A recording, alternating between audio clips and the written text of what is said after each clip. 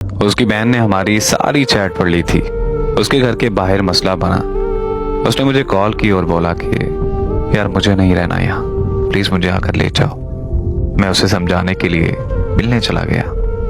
वो मुझसे मिलने बाहर आई तो उसने मुझे बताया कि मैं घर छोड़ आई हूँ।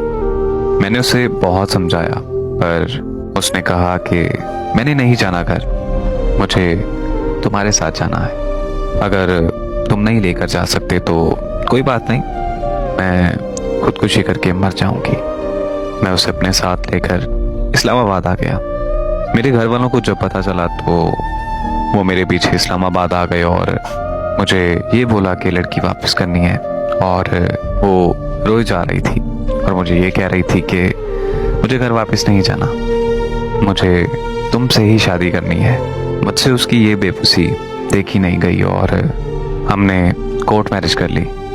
फिर एक दिन मेरे घर वालों की कॉल आई कि हमने तुम्हें माफ़ किया, तुम घर वापस आ जाओ।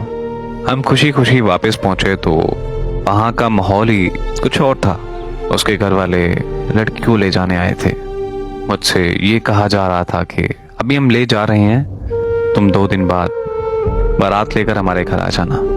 हम दोनों उनके पाँव पड़ गए कि हमें जाने दो, लेकिन हमारी बात कोई नहीं सुन रहा था। वो मुझे बार बार कह रही थी कि मुझे मत भेजो, प्लीज़ मुझे नहीं जाना। अगर तुम मुझे ये ले गए तो फिर ये मुझे तुमसे कभी नहीं मिलने देंगे। मुझे अब तुम्हारे साथ रहना है। सबने ज़बरदस्ती करके उसे भेज दिया।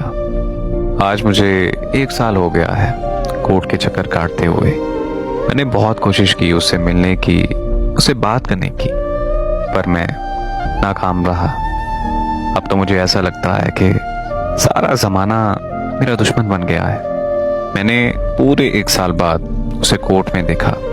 वो बस खामोशी से मेरी तरफ देखती रही थी। मैं 1 साल की लड़ाई जिसके लिए लड़ रहा था, उसने जज से बोला कि मुझे तलाक चाहिए। यकीन करो कि मेरे पैरों तले ज़मीन निकल गई। मैं बहुत टूट गया था उस वक्त।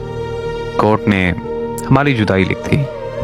अब मेरा जिंदा रहने को दिल नहीं करता, मगर शिकस्त खा कर भी तौहीन ज़िंदगी ना हुई। 1000 काम हुए मगर हमसे खुदकुशी नहीं हुई।